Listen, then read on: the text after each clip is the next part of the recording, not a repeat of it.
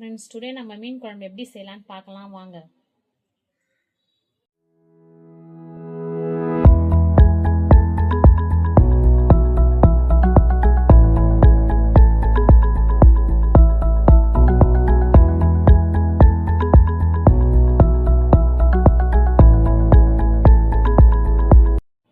வாங்க வீடியோ உள்ள போகலாம். தேவையான பொருட்கள் என்னென்னு பார்க்கலாம் வாங்க.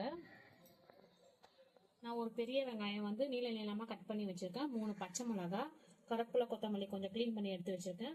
மீடியம் சைஸ் தக்காளி வந்து 3 எடுத்து க்ளீன் பண்ணி கட் பண்ணி வச்சுருக்கேன். வெந்தயம் கொஞ்சம், வடகம் கொஞ்சம் எடுத்து வச்சுருக்கேன். மஞ்சள் தூள், உப்பு தேவையான அளவு, எண்ணெய், குழம்பு மிளகாத்தூள் எடுத்து வச்சுருக்கேன். நான் 1/2 கிலோ மீன் எடுத்து நல்லா கழுவி வாஷ் பண்ணி எடுத்து வச்சுருக்கேன். நான் புளி வந்து கொஞ்சம் ஊற வச்சு எடுத்து வச்சுருக்கேன், மீடியம் சைஸ் புளி. இதுதான் தேவையான பொருட்கள். வாங்க எப்படி செய்யலாம்னு பார்க்கலாம். கடாய் சூடாயிடுச்சு. இப்போ நம்ம எண்ணெய் ஊற்றிக்கலாம் தேவையான அளவு. வெந்தயம், வடகம்லாம் போட்டுக்கலாம்.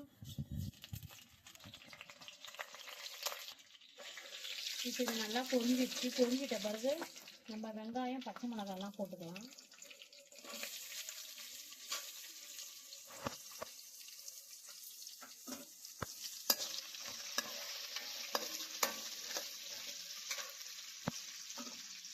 கொஞ்சம் கொத்தமல்லியும் கருவேப்பிலையும் போட்டுக்கலாம். நல்லா கொஞ்சம் வதக்கி விடலாம். இப்போ நல்லா வதங்கிடுச்சு. இப்போ நம்ம தக்காளி எடுத்து ஆட் பண்ணிக்கலாம்.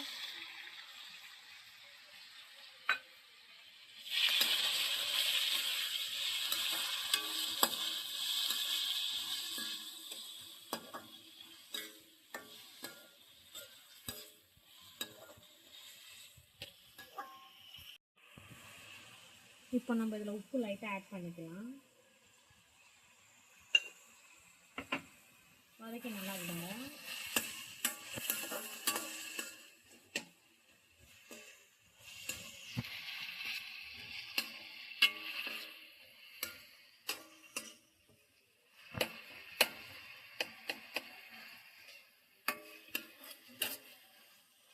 தக்காளி நல்லா வதங்கிடுச்சு. நம்ம மிளகாத்தூள் தேவையான அளவு போட்டுக்கிறேன்.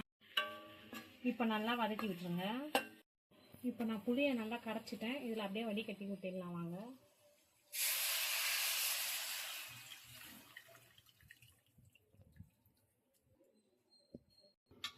இப்போ நான் அந்த பவுலில் தேவையான அளவு தண்ணி இதில் ஊற்றிக்கிறேன். உங்களுக்கு எவ்வளோ தண்ணி வேணுமோ அவ்வளோ ஊற்றிக்கோங்க.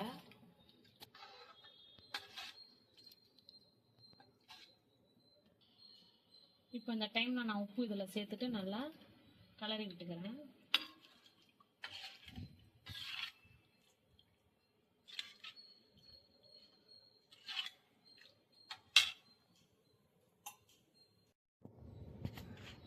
தண்ணி ஊற்றிட்டு இப்போ நம்ம ஒரு 20 நிமிஷம் நல்லா கொதிக்க விடணும் தண்ணியை. அப்புறமேட்டு நம்ம எப்படி மீன் போடலான்னு பார்க்கலாம் வாங்க.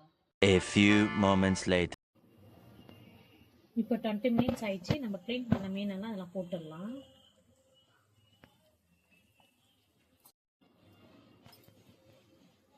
ஸ்டவ்வை நல்லா ஸ்லோ பண்ணிட்டு போடலாம்.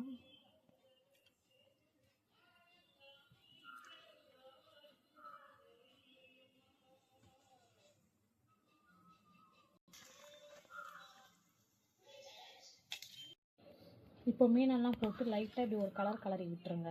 கரெக்டாக எல்லாம் உள்ள அடியில் போய் செட் ஆகிடும். இப்போ ஒரு 10 நிமிஷம் கழித்து பார்க்கலாம். இப்போ வாங்க ஃப்ரெண்ட்ஸ், மீன் குழம்பு ரெடி ஆகிடுச்சான்னு பார்க்கலாம்.